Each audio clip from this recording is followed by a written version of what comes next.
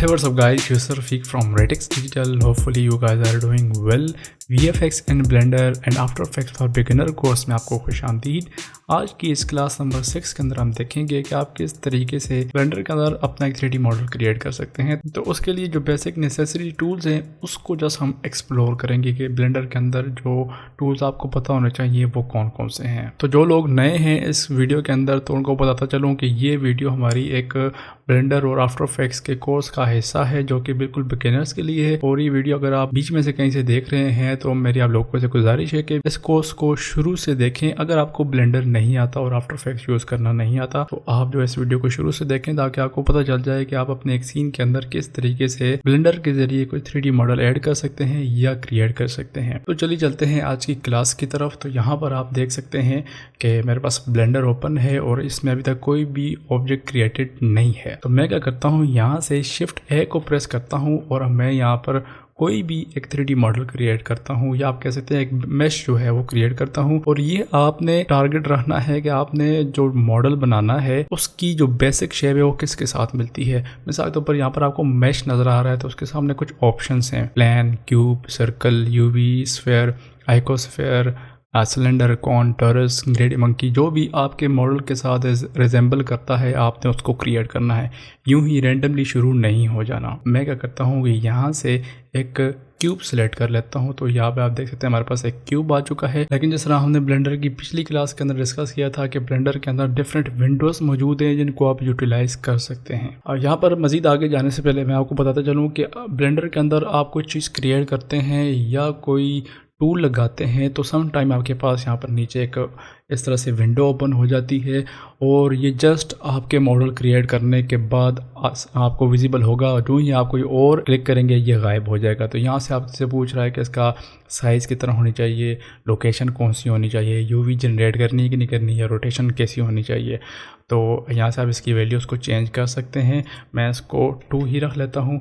और अब अगर यहाँ से कहीं भी बाहर क्लिक करता हूँ तो ये आपके पास ऑप्शन चला जाएगा। अब आप इसको दोबारा वापस नहीं ला सकते अनलेस कि आप इस क्यूब को दोबारा क्रिएट करें। तो जो टूल अब हम वीडियो के अंदर भी देखेंगे उनमें से कुछ ऐसे हैं जो कि फर्स्ट क्लिक के ऊपर यहाँ पर शो होंगे लेकिन उसके बाद आपके पास शो नहीं होंगे। तो आपने इस चीज़ का भी बहुत ज़्यादा ख्याल रखना है। मैं क्या करता हूँ कि अगर मैंने इस 3D ऑब्जेक्ट से कुछ मॉडल करना है तो मैं यहाँ से मॉडलिंग टैब में जा सकता हूँ जहाँ पर आप देख सकते हैं कि यहाँ से टाइमलाइन जा चुकी है। थोड़ा सा इंटरफेस चेंज हो चुका है ताकि जस्ट आप 3D मॉडलिंग के ऊपर फोकस कर सकें। और साथ में कुछ टूल्स जो हैं वो भी आ चुके हैं। और मैंने आपको ये भी बताया था कि आप ब्लेंडर के अंदर कहीं भी अपने इंटरफेस को चेंज कर सकते हैं। फॉर एग्जांपल अगर मैं यहाँ पर कीबोर्ड के ऊपर टैब को प्रेस करूँ तो आपका इंटरफेस जो है वो कन्वर्ट हो जाएगा मॉडलिंग इंटरफेस के अंदर। यहाँ पे भी आप क्रिएट कर सकते हैं या फिर आप सिंपल जो है वो मॉडलिंग वाले सेक्शन में चले जाएंगे। ये थोड़ा और ज़्यादा अच्छा है, ठीक है, आपका टाइम भी बचाएगा। तो यहाँ पर ऑलरेडी एडिट मोड सेलेक्टेड है। आप यहाँ से वापस किसी भी मोड में जा सकते हैं, ऑब्जेक्ट मोड में जा सकते हैं या फिर टैब प्रेस करके एडिट मोड में आ सकते हैं। तो मेरे पास यहाँ पर 3D मॉडल है। और अगर मैं यहाँ पर आपको सबसे पहले इधर 3 ऑप्शन मिलेंगे जिनमें यहाँ पर है पॉइंट सिलेक्शन या वर्टेक्स सिलेक्शन कहते हैं, यहाँ पर है लाइन और यह है फेसेस। तो एक 3D मॉडल पॉइंट्स, एजेस और फेसेस से मिलकर बना होता है। अगर आपको नहीं इन्फॉर्मेशन कि एक 3D सॉफ्टवेयर किस तरीके से काम करता है या 3D ज्योमेट्रीज बनती कैसी हैं, असल में ये चीज़ें क्या हैं, तो इसके ऊपर एक डेडिकेटेड बड़ी डिटेल से वीडियो बनाई है जो कि आप यहाँ से देख सकते हैं। उसके बाद आपकी ये सारी कन्फ्यूजन क्लियर हो जाएंगी। तो यहाँ पर आप देख सकते हैं मेरे पास क्यूब है, इसमें ऑलमोस्ट 6 फेसेस हैं और साथ में कुछ एजेस और पॉइंट्स वगैरह हैं। तो यहाँ पर आप क्लिक करेंगे तो जस्ट आप पॉइंट्स को, यानी कि ये जो पॉइंट्स हैं या इनको वर्टेक्स भी कहते हैं, इनको आप सिलेक्ट कर सकते हैं। यहाँ से अगर आप लाइन वाले मोड पर क्लिक करेंगे तो आप इन एजेस को इंडिविजुअली सिलेक्ट कर सकते हैं। या फिर ये है कि अगर आप यहाँ से फेस सिलेक्शन मोड के ऊपर जाएंगे आप फेसेस को सिलेक्ट कर सकते हैं, ठीक है।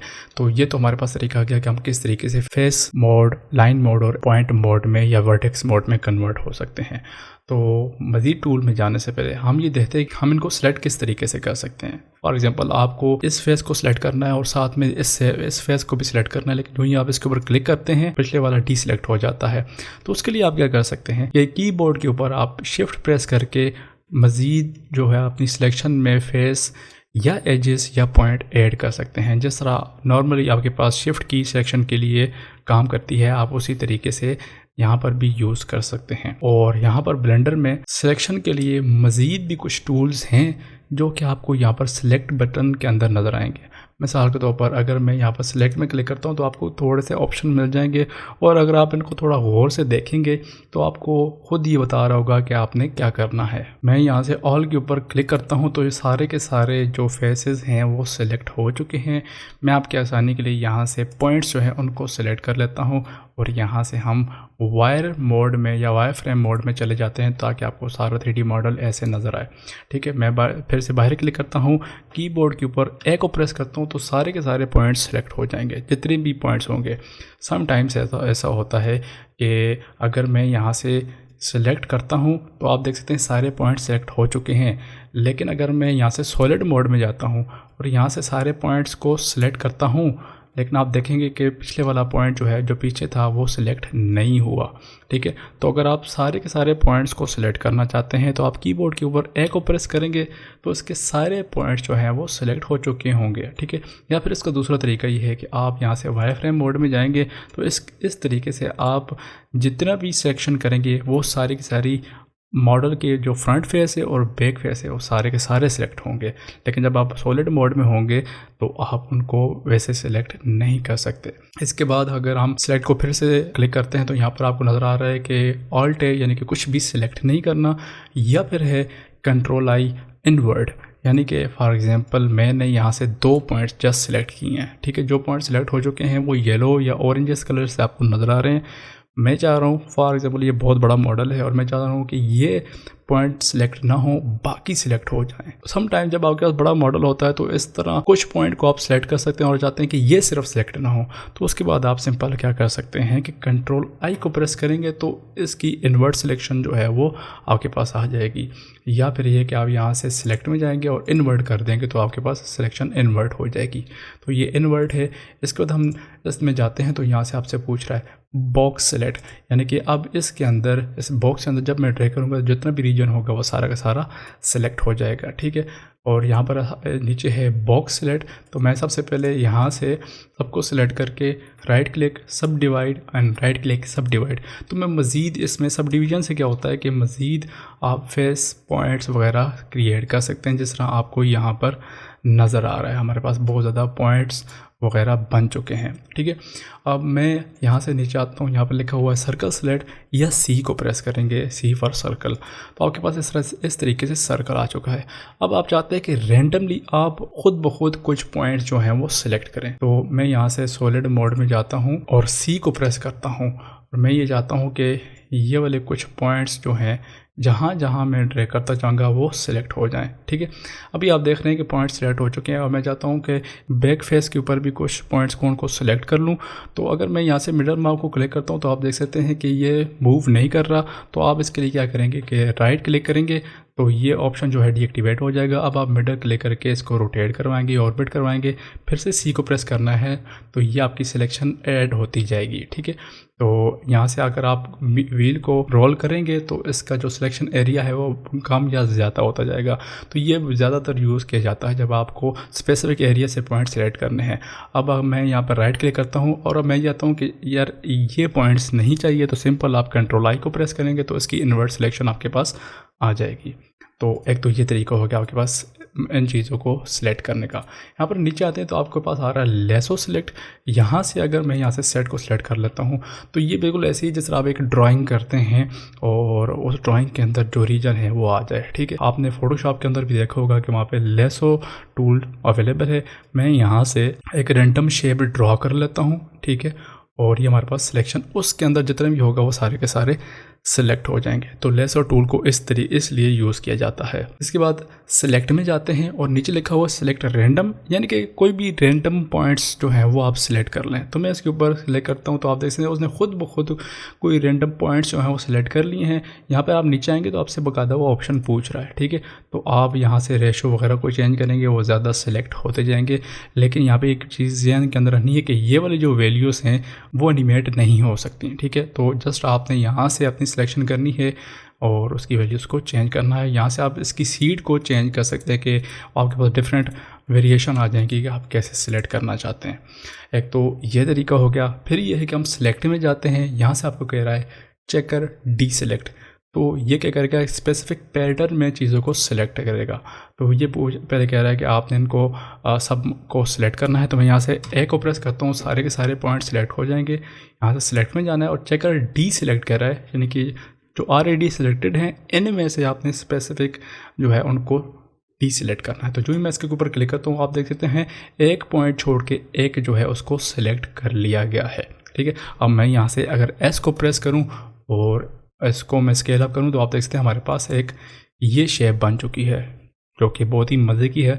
और हमारे पास कुछ पॉइंट्स जो हैं वो क्रिएट हो चुके हैं, यानी कि पॉइंटी या शार्प एजेस जो हैं वो क्रिएट हो चुके हैं। चेकर डी सिलेक्ट के नीचे मौजूद है सिलेक्ट शार्प एजेस। तो आप यहाँ पे देख रहे हैं हमारे पास शार्प एजेस मौजूद हैं। तो सिलेक्ट में जाता हूँ, सिलेक्ट शार्प एजेस के ऊपर क्लिक करता हूँ तो जितनी भी शार्प एजेस हैं वो सारे के सारे सिलेक्ट हो चुके हैं। तो ये अगेन डिपेंड करता है कि आपके पास मॉडल कैसा है। ठीक है, तो जस्ट आपको वो बता रहा हूँ कि टूल कौन कौन से हैं।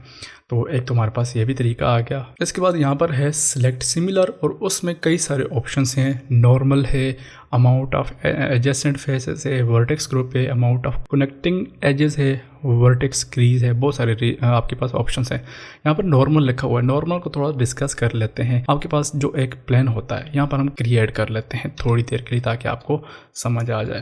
तो मैं यहाँ से शिफ्ट ए और प्लान क्रिएट कर लेता हूँ और इसको मूव करवा के मैं साइड की तरफ ले आता हूँ। तो नॉर्मल बेसिकली कहते हैं आपके पॉलीगॉन की डायरेक्शन। ठीक है, तो वो अमूमन वो जो पॉलीगॉन है उसके परपेंडिकुलर होती है, यानी कि 90 के एंगल के ऊपर। तो मैं कह सकता हूँ कि इसकी जो नॉर्मल की डायरेक्शन है वो तो ये जो आपको जेड एक्सिस में एरो नज़र आ रहा है इस डायरेक्शन में होगी या इसके उलट होगी। ठीक है, वो कभी साइड की तरफ नहीं होती, ये नॉर्मल की डायरेक्शन होती है। ठीक है, तो नॉर्मल बेसिकली क्या है कि एक पॉलीगॉन की ओरिएंटेशन को डिफाइन करता है कि उसकी ओरिएंटेशन कैसी है। तो अक्सर इसको शेडिंग के लिए या सिमुलेशन वगैरह के लिए भी जब आप वेक्टर वेलोसिटी फील्ड्स वगैरह को चेंज कर रहे होते हैं तो उसके लिए यूज़ किया जाता है। मैं इसको यहाँ से डिलीट कर लेता हूँ। इसके ऊपर हम वापस आते हैं। यहाँ पर मैं नम पैड के ऊपर डॉट को प्रेस करूँगा तो ये फोकस में हो जाएगा, यानी कि आप कह सकते हैं आपके व्यू पोर्ट में आ जाएगा। अभी एक और चीज़ यहाँ पे बताता चलूँ, अब आप देख रहे हैं कि आपका मॉडल जो है बड़ा जो अजीब सा नज़र आ रहा है, सारी चीज़ें उसमें नज़र नहीं आ रही। तो उसको अच्छे तरीके से देखने के लिए यहाँ से आप इधर क्लिक करेंगे शेडिंग में और नीचे आपको डिफरेंट तरीके नज़र आ रहे हैं सेलेक्ट करने के। तो मैं यहाँ पर रैंडम के ऊपर सेलेक्ट कर लेता हूँ और नीचे आपको नज़र आ रहा है कैविटी।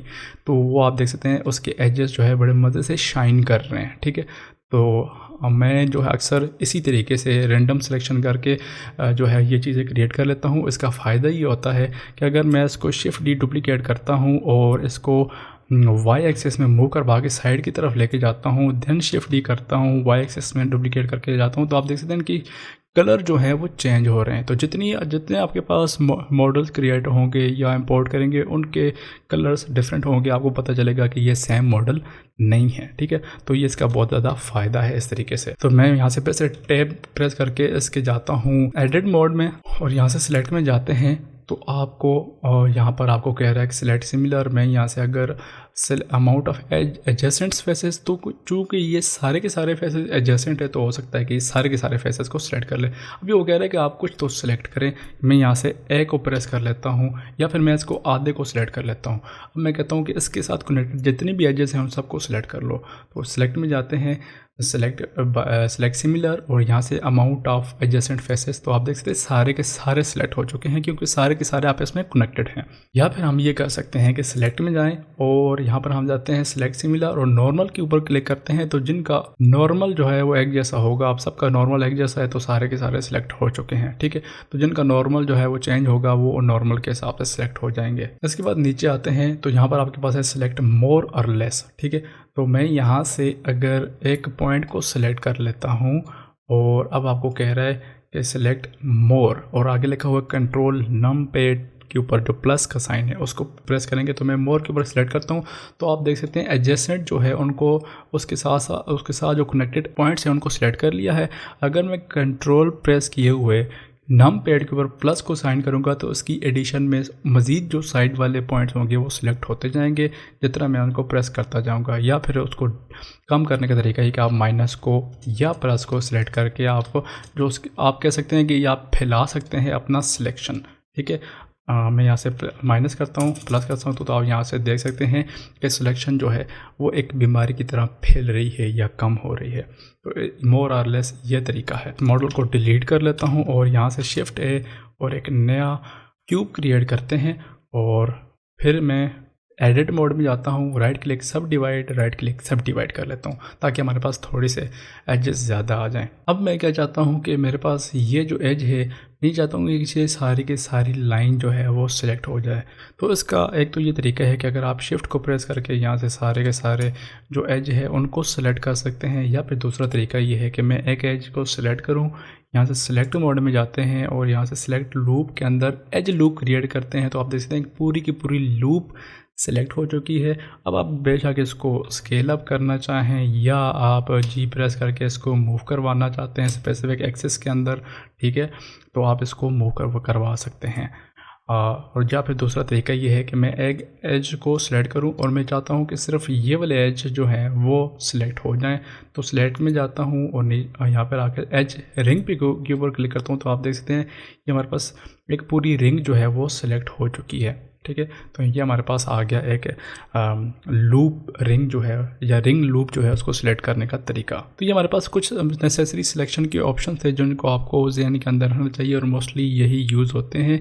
इसके बाद थोड़ा सा हम ये साइड वाली विंडो के ऊपर जाते हैं कि ये किस तरीके से काम करते हैं और इसको मैं डिलीट कर लेता हूँ, शिफ्ट ए और यहाँ से मैं एक दूसरा क्यूब जो है वो क्रिएट कर लेता हूँ। टैब को प्रेस कर लेते हैं। अब हम फिर से एडिट मोड में वापस आ चुके हैं। तो यहाँ पर सबसे पहले है एक्सट्रूड रीजन। एक्सट्रूड किसको कहते हैं? मैं यहाँ से अगर फेस को सिलेक्ट कर लूँ किसी एक को, तो मैं चाहता हूँ कि इस रीजन से या इस फेस को सिलेक्ट करके इस मॉडल में मैं मज़ीद एडिशन करूँ पॉलीगॉन्स की। तो मैं यहाँ से अगर एक्सट्रूड रीजन के ऊपर क्लिक करता हूँ तो यहाँ पे आप देख सकते हैं प्लस साइन आ चुका है। अगर मैं इसको ड्रैग करके बाहर की तरफ लेकर आऊँ तो आप देख सकते हैं कि स्पेसिफिक जेड एक्सिस में, अब जेड एक्सिस मुझे कैसे पता है कि यहाँ पे साथ में ब्लू लाइन शो हो रही है और आप ऊपर यहाँ पर देख सकते हैं कि ब्लू लाइन जेड एक्सिस को शो कर रही है। तो यहाँ पर आप देख सकते हैं स्पेसिफिक रीजन को आप एक्सट्रूड कर सकते हैं, इस तरीके से एक्सट्रूड कर सकते हैं किसी भी पॉलीगॉन्स की मदद से। ठीक है, तो ये एक्सट्रूड टूल इस तरीके से काम करता है और इस टूल को आप किसी भी मोड के अंदर यानी कि पॉइंट मोड, लाइन मोड या यहाँ पर फेस मोड उसके अंदर सेलेक्ट कर सकते हैं। और यहाँ पर आपके पास ऑप्शंस भी हैं नॉर्मल और एक्स वाई।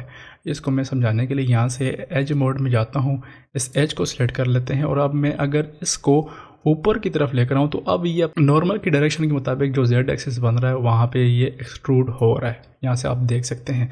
लेकिन मैं चाहता हूँ नहीं, जस्ट जेड एक्सिस में सीधा सीधा ऊपर की तरफ जाए जो आपके वर्ल्ड की जो वैल्यूज़ हैं उसके हिसाब से। तो यहाँ से सिंपल आपने नॉर्मल की बजाय एक्स वाई जी को सिलेक्ट कर लेना तो आपके पास गिज़्मो आ जाएगा, आप कौन सी डायरेक्शन में इसको एक्सट्रूड करना चाहते हैं।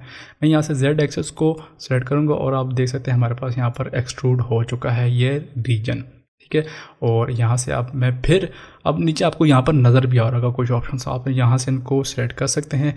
अगर मैं यहाँ फिर से ये जो हमारे पास वाई एक्सिस है इसको मैं प्रेस करके इस साइड की तरफ लेकर आता हूँ तो अब हमारे पास जो पहले वाले एक्सट्रूड की वैल्यू थी वो यहाँ से चली गई है। तो आप इस तरीके से एक्सट्रूड टूल जो है वो यूज़ कर सकते हैं। इसको आप पॉइंट्स जो है यानी कि अगर मैं यहाँ से 2 पॉइंट्स ये वाले सिलेक्ट कर लेता हूँ तो इधर से भी आप वैसे ही एक्सट्रूड कर सकते हैं। तो ये किसी भी मोड के अंदर काम कर सकता है। इसके बाद है नीचे इनसेट फेसेस। तो ये क्या करता है, फॉर एग्ज़ाम्पल अगर मैं यहाँ पर आता हूँ और यहाँ से हम फेस मोड में जाते हैं, मैं ये चाहता हूँ कि ये जो टॉप वाला फेस है ये अंदर की तरफ यानी कि ये इसकी पोजीशन वगैरह चेंज ना हो, बस इसके अंदर एक छोटा सा मज़ीद फेस क्रिएट हो जाए।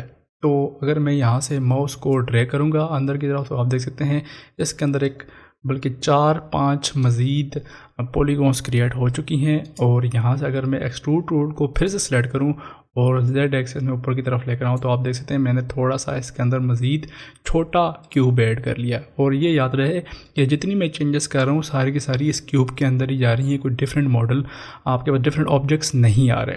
ठीक है। मैं यहाँ से इस फेस को सिलेक्ट कर लेता हूँ, इंसर्ट फेसेस में जाते हैं, यहाँ से इसको मैंने थोड़ा मज़ीद छोटा किया, ठीक है। और यहाँ से आप इसकी थिकनेस वगैरह को कंट्रोल कर सकते हैं। और फिर से मैं एक्सट्रूड रीजन में जाता हूँ, वाई एक्सिस में इसको एक्सट्रूड कर लेते हैं, ठीक है। तो आपके पास छोटी सी शेल्फ वगैरह इस टाइप चीज़ बन चुकी है। इसके बाद नीचे आते हैं तो यहाँ पर आपके पास है बेवल। बेवल को बताने से पहले थोड़ी सी चीज़ आपको ज़हन के अंदर रखनी चाहिए। मैं यहाँ से लाइन मोड में जाता हूँ। आपके पास रियल वर्ल्ड में जितनी भी चीज़ें हैं आप उनको गौर करें तो उनके एजेस कभी भी 100% प्योर शार्प नहीं होते, 90 एंगल पे नहीं होते। उनके एजेस घिसे पिटे होते हैं या एटलीस्ट राउंड होते हैं। इवन कि आपके पास अगर सुई भी है तो अगर आप उसको माइक्रोस्कोप के अंदर देखेंगे तो वो भी आगे से गोल ही होगी, शार्प नहीं होगी। तो ये जो 3D मॉडल्स हैं, अगर आप सही तरीके से रियलिस्टिक रिजल्ट हासिल करना चाहते हैं तो ये आपके जहन में होना चाहिए कि ये 3D मॉडल्स जो हैं इनमें आपको बेवल भी लाजमी क्रिएट करना चाहिए। मिसाल के तौर पर मैं यहाँ से वाई फ्रेम मोड में जाता हूँ, यहाँ से मैं शिफ्ट सेलेक्ट करके इन सारे एजेस को जो कि इसके साथ कनेक्टेड हैं इन सब को सेलेक्ट कर लेता हूँ।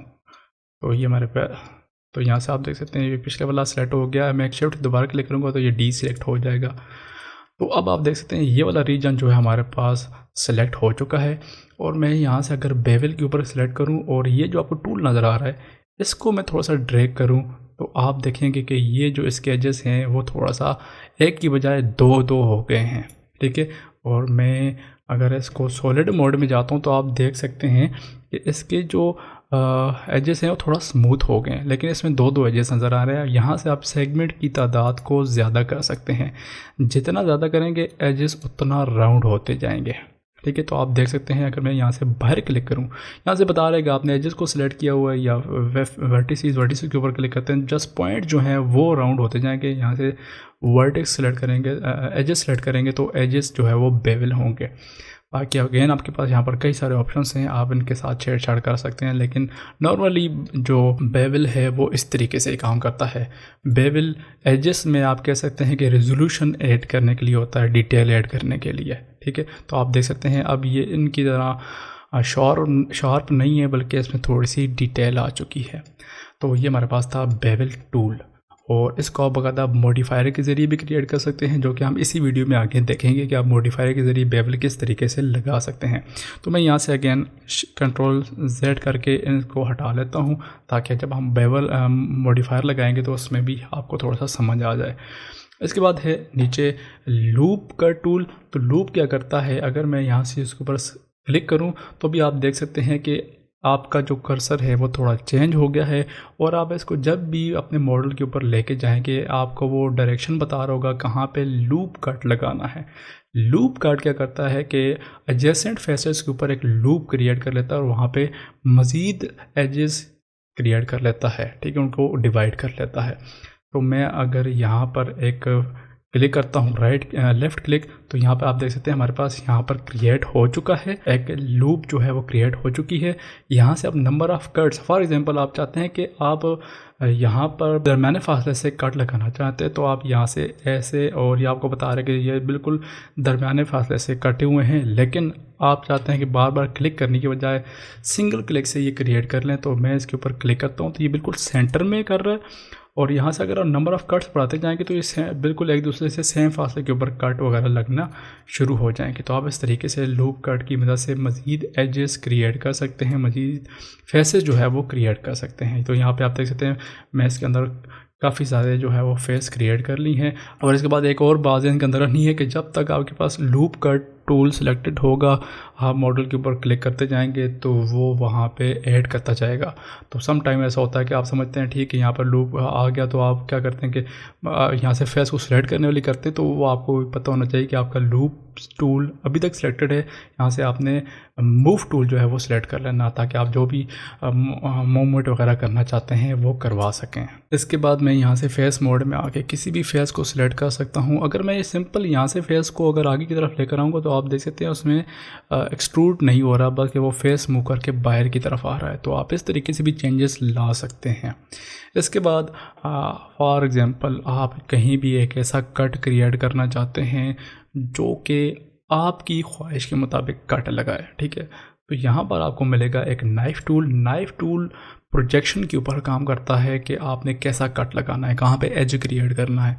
अगर मैं इसके ऊपर आता हूँ, यहाँ से हम एज मोड में जाते हैं, तो यहाँ से मैं क्लिक करता हूँ तो अभी आपको बता रहा है कि आपने ये जो है कट कहाँ पर आएगा। ठीक है, तो आप देख सकते हैं सीधी लाइन है लेकिन वो सारे के सारे फेसेस के ऊपर एक कट लगा देगा। तो मैं यहाँ से अगर यहाँ पर एक कट लगाता हूँ तो एक एज जो है क्रिएट हो चुका है, लेकिन आपकी कमांड अभी तक एक्टिव नहीं हुई। ठीक है, मैं अगर यहाँ से राइट क्लिक करता हूँ तो आप देख सकते हैं वहाँ पर एक एज क्रिएट हो चुका है, लेकिन अभी भी एक्टिव नहीं है। आपका टूल एक्टिव है लेकिन वो एज जो है वो अभी वो कमांड पूरी नहीं हो चुकी है। मैं यहाँ से एक दूसरा जो है वो कट लगा लेता हूँ। फॉर एग्जांपल आपकी सिलेक्शन में एक तीसरा कट यहाँ पे लगा लेता हूँ। यहाँ पे सारे कट लग चुके हैं। अब आप जाते हैं यार इससे जान छूटे, अब ये तो टूल ख़त्म ही नहीं हो रहा। तो आपने सिंपल क्या करना है कि एंटर प्रेस करेंगे तो जितने आपने एजेस सेलेक्ट किए होंगे, मैं इसको बाहर भी ले जाता हूँ। ठीक है, तो ये जो आखिरी वाले हैं ये सिलेक्ट नहीं होंगे, एंटर प्रेस करना है तो वो सारे के कट जो हैं वो लग जाएंगे। अब आप बाकायदा इन एजेस को सिलेक्ट कर सकते हैं। ठीक है, तो आप देख सकते हो सिलेक्ट, क्योंकि ये वाला पोर्शन भी इस एज के साथ कनेक्टेड है तो वो भी साथ साथ चेंज हो रहे हैं। तो इस तरीके से आप अपनी मर्ज़ी से एक नाइफ टूल की मदद से एज वगैरह क्रिएट कर सकते हैं। इसके बाद जो नीचे टूल हैं इनको थोड़ा सा चेक कर लेते हैं। तो मैं इस 3D मॉडल को टैब प्रेस करके डिलीट कर लेता हूँ और यहाँ से शिफ्ट टैब प्रेस करते हैं और फिर से क्यूब क्रिएट कर लेते हैं ताकि आपके पास हमारे पास सिंपल एक क्यूब आ जाए। टैब प्रेस करते हैं और हमारे पास फिर से एडिट मोड ओपन हो चुका है। यहाँ पर है स्पिन टूल। ठीक है, तो यहाँ पर मैं क्या करता हूँ, सबसे पहले एक फेस को सिलेक्ट करता हूँ और यहाँ पर पॉली स्पिन टूल है और यहाँ पर आपको दिखा रहा है कि इस एक्सेस में है। मैं अगर इसको यहाँ से मूव करवाता हूँ तो आप देख सकते हैं कि काफ़ी ज़्यादा जो फेस हैं ऊपर क्रिएट हो चुके हैं, लेकिन ये आपको चाहिए नहीं, इसका कोई फ़ायदा नहीं है। कंट्रोल Z प्रेस करता हूँ, यहाँ पर आपके पास ऑप्शन पूछ रहा है और स्टेप जो है यानी कि कितने क्रिएट हों, मैं इनकी तादाद को कम कर लेता हूँ। Y एक्सेस के ऊपर क्लिक करते हैं तो ये आप देख सकते हैं इसकी रोटेशन की वैल्यू थोड़ी चेंज हो गई है। तो यहाँ से अगर मैं इसको रोटेट करता हूँ तो आपके पास यहाँ पर कुछ और सिलेक्शन भी आ चुकी है, लेकिन ये बहुत ही बुरी ज्योमेट्री आप देख सकते हैं, जो फेस है वापस में मर्ज हो रहे हैं। तो अब सवाल ये है कि आखिर ये टूल काम क्या करता है। तो अगर मैं इसके ऊपर अब इस टूल के ऊपर माउस को लेकर आता हूँ तो आपको एक मुकम्मल सर्कल नज़र आ रहा है और उसके सेंटर में देखें तो आपको जो 3D कर्सर है या आप कह सकते हैं वर्ल्ड ओरिजिन है, उसके इर्द गिर्द मुकम्मल सर्कल बन रहा है। तो इसकी रोटेशन उसके हिसाब से काम करती है। तो मैं यहाँ से अगर 1 को प्रेस करता हूँ तो आप देख सकते हैं कि हम फ्रंट व्यू पे चले गए हैं और यहाँ से हम ये जो स्नैप टूल है इसको एक्टिव करते हैं। तो ये जो ग्रिड है इसको फॉलो करते हुए हम इस 3D कर्सर को मूव करके यहाँ पर लेकर आते हैं। ठीक है, अब क्या होगा कि वो जो टूल है वो इसके आसपास मूव करेगा। तो मैं यहाँ से स्पिन टूल को सिलेक्ट करता हूँ तो अभी आप देख सकते हैं कि अगर मैं अब इसको रोटेट करवाऊँ तो एक पूरा दरवाज़ा टाइप जो है आपके पास बन चुका है। और चूँकि मैंने स्नैप टूल जो है वो एक्टिव किया तो सीधा आगे कड़क इधर रुक जाएगा। ठीक है, और यहाँ से मैं स्टेप जो है उनको इंक्रीज़ कर सकता हूँ, लेकिन वो आपकी कमांड से पहले। तो मैं कंट्रोल Z प्रेस करता हूँ 12 स्टेप, या इनको मैं मज़ीद ज़्यादा कर लेता हूँ। अब मैं इसको रोटेट करवाता हूँ तो हमारे पास मज़ीद ज़्यादा स्टेप जो है वो क्रिएट हो चुके हैं। या फिर ये है कि आप यहाँ से स्टेप की तादाद, चूँकि ये कमांड एक्टिव है तो यहाँ से इसको ज़्यादा कर सकते हैं। जितने तादाद ज़्यादा होगी रिजोल्यूशन उतनी ज़्यादा होगी, कैलकुलेशन ज़्यादा होगी, मॉडल के अंदर डिटेल ज़्यादा होगी। Just like sub division. ठीक है, सब डिवीज़न अपने आपके मॉडल को डिटेल करता है या उसके अंदर मज़ीद डिटेल ऐड करता है, उसमें फेसेस पॉइंट और एजेस की तादाद को ज़्यादा करता है। तो अभी आप देख सकते हैं कि मैंने थोड़ा सा इसको सब डिवाइड किया है। ठीक है, और मैं इन सारे फेसेस को या आप कह सकते हैं पॉइंट को सिलेक्ट करता हूँ बाय क्लिकिंग ए। तो ये सारे के सारे पॉइंट सिलेक्ट हो चुके हैं। यहाँ पर आपको नीचे नज़र आ रहा है रेंडोमाइज का बटन, इसके ऊपर सिलेक्ट करते हैं, क्लिक करते हैं तो आपको कोई अभी तक चेंज नज़र नहीं आ रही, लेकिन एक पीला जो है वो सा बीच में आपको ऑप्शन नज़र आ रहा है। मैं अगर इसकी वैल्यू को चेंज करता हूँ तो ये रैंडमली आपके पॉइंट्स को 3D स्पेस में चेंज करेगा। ठीक है, रैंडमली। फॉर एग्जांपल अगर मैं यहाँ से कंट्रोल Z को प्रेस करूँ, टैब और इसको डिलीट कर लेते हैं, मैं यहाँ पर क्रिएट करता हूँ UV स्फीयर। हमारे पास एक स्फीयर आ चुका है और अगर मैं इसकी रेजोल्यूशन को थोड़ा सा ज़्यादा कर लेता हूँ, यहाँ पर हम 35 डिवाइडेड बाय 35, तो हमारे पास कुछ ज़्यादा डिटेल जो है आ चुकी है। अब मैं यहाँ से एडिट मोड में जाता हूँ और ये सारे के सारे जो पॉइंट्स हैं वो सिलेक्टेड हैं। अगर मैं इसको यहाँ पर ज़्यादा इंक्रीज़ करता हूँ तो आप देख सकते हैं हमारे पास जो रफ़ जो है ऑब्जेक्ट क्रिएट हो चुका है। तो यानी कि आप पत्थर लाइक मटेरियल क्रिएट करना चाहते हो तो आप ऐसे क्रिएट कर सकते हैं। वो एक तो ये भी तरीका आ गया कि आप इस तरीके से इसको यूज़ कर सकते हैं। या फिर मैं यहाँ से शिफ्ट ए और एक क्यूब को क्रिएट करता हूँ और टैब बोर्ड में जाते हैं, राइट क्लिक एंड सब डिवाइड कर लेता हूँ। तो हमारे पास ये एजेस आ चुके हैं। मैं एज मोड में जाता हूँ और ये जो आपके पास एज स्लाइड है, मैं यहाँ से किसी एक एज को सिलेक्ट कर लेता हूँ तो ये आप इसको स्लाइड कर सकते हैं। ठीक है, सिर्फ उस एज को सिलेक्ट करके उस एक्सेस के इर्द गिर्द। इसमें और मूव टूल में फ़र्क ये है कि आप यहाँ से मूव टूल, अभी यहाँ पे चूँकि स्नैप टूल एक्टिव है, मैं इसको डीएक्टिवेट कर लेता हूँ। मैं इसको मूव करवाता हूँ तो ठीक है, ये भी वैसे ही काम कर रहा है, लेकिन मैं इसको जेड एक्सेस में मूव करवा सकता हूँ और वाई एक्सेस में मूव करवा सकता हूँ। लेकिन ये जो टूल है ये जस्ट आपके इसी जो ज्योमेट्री के अटैच सरफेस है वहीं पे मूव करेगा, ये बाहर निकल के नहीं आएगा। तो आप कह सकते हैं क्लास से इसके ऊपर रिस्ट्रिक्शन लगी हुई है। ठीक है, और यहाँ पर नीचे आते हैं तो यहाँ पर लिखा हुआ है श्रिंक और फैटन। तो मैं यहाँ से सिलेक्ट में जाता हूँ और सिलेक्ट रैंडम कर लेता हूँ। तो हमारे पास रैंडम फेसेस सिलेक्ट हो चुके हैं और यहाँ से अगर मैं श्रिंक या फैटन करता हूँ तो ये स्केल अप या स्केल डाउन हो गया। ये पूरा का पूरा मॉडल के ऊपर काम कर रहा है। ठीक है, तो आई थिंक ये सिलेक्शन के ऊपर काम नहीं करता कि कौन सा सिलेक्टेड है कि नहीं। तो अगर मैं कंट्रोल ए को प्रेस करूँ, सारे के सारे जो है फेस वगैरह सिलेक्ट हो चुके हैं और वो सारे के सारे या तो फेट हो रहे हैं या श्रिंक हो रहे हैं। तो आप इस टूल की मदद से वो कर सकते हैं। बाकी नीचे भी टूल मौजूद हैं, यानी कि इसको आप शेयर करना चाहते हैं स्पेसिफिक एक्सेस में तो आप देख सकते हैं कि एक डिस्टोर्शन जो है वो क्रिएट हो रही है, तो आप वो क्रिएट कर सकते हैं इस टूल की मदद से। और एक और चीज़, अगर हम यहाँ से इसको सेलेक्ट करें और यहाँ से मैं पॉइंट में जाता हूँ तो ये क्या करता है कि आपके सिर्फ एक पॉइंट को वहाँ से जुदा कर लेगा। तो आप देख सकते हैं कि वो खुल चुका है, यानी कि वो जो पॉइंट था वो इससे जुदा होकर एक नया पॉइंट क्रिएट हो गया और वो आज़ाद हो चुके हैं। तो मैं इसको भी यहाँ से आज़ाद कर सकता हूँ। ठीक है, तो आप देख सकते हैं कि हमारे पास ये डब्बा जो है वो खुल चुका है। आई डोंट नो ये किस लिए यूज़ किया जा सकता है, लेकिन आप इसको अपने पर्पज़ के लिए यूज़ कर सकते हैं। इसके बाद जो सबसे लास्ट टूल है वो आपको यहाँ पर नज़र आ रहा होगा, पॉली बिल्ड टूल। तो ये टोपोलॉजी के लिए यूज़ किया जाता है। सम टाइम आप क्या करते हैं, मॉडल बनाते हैं, स्कल्पटिंग वगैरह करते हैं, तो उसकी जो टोपोलॉजी है वो ख़राब हो जाती है। टोपोलॉजी आप कह सकते हैं कि आपकी जो पॉलीगॉन्स है उनकी अरेंजमेंट जो है वो कैसी है। ठीक है, तो उसको ठीक करने के लिए ये पॉलीबिल्ड टूल यूज़ किया जाता है। ठीक है, तो मैं यहाँ से अगर टैब प्रेस करके इसको डिलीट कर लेता हूँ, 7 को प्रेस करते हैं, टॉप व्यू से देख रहे हैं और शिफ्ट ए और यहाँ से हम प्लान जो है वो उसको क्रिएट कर लेते हैं। और यहाँ से हम फिर से एडिट मोड में जाते हैं बाय प्रेसिंग टैब और यहाँ से पॉली बिल्ड टूल जो है उसको सेलेक्ट कर लेते हैं। तभी आप देख सकते हैं कि मैं 2 पॉइंट्स के दरमियान में जाता हूँ तो एज जो है वो ब्लू हो जाएगा। तो इसका मतलब ये है कि आप ज़ाहिर सी बात है ये एक्शन परफॉर्म करेगा इस एज के ऊपर। तो ये क्या है कि इस एज को एक्सट्रूड करेगा। ठीक है, और ये आप देख सकते हैं कि किसी एक एक्सेस पे डिफाइंड नहीं है। तो ये क्या होता है कि पीछे आपने मॉडल रखा होता है और उसके ऊपर आप जो है पॉलीगॉन्स क्रिएट कर रहे होते हैं।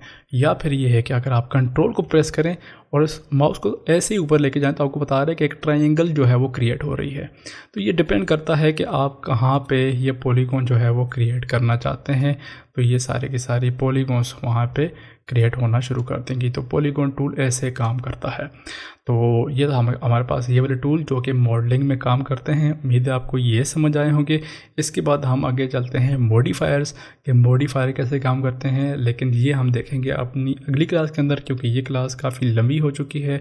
अगर आपको ये वीडियो पसंद आई है और आपने इस वीडियो के अंदर कुछ ना कुछ सीखा है तो वीडियो को लाइक ज़रूर कीजिएगा। अगर आप इस कोर्स को पसंद कर रहे हैं और आप इस चैनल के ऊपर पहली बार आए हैं तो ज़रूर सब्सक्राइब कीजिएगा और हो सके तो दूसरे के साथ शेयर भी कीजिएगा। मिलते हैं अगली क्लास में। पीस।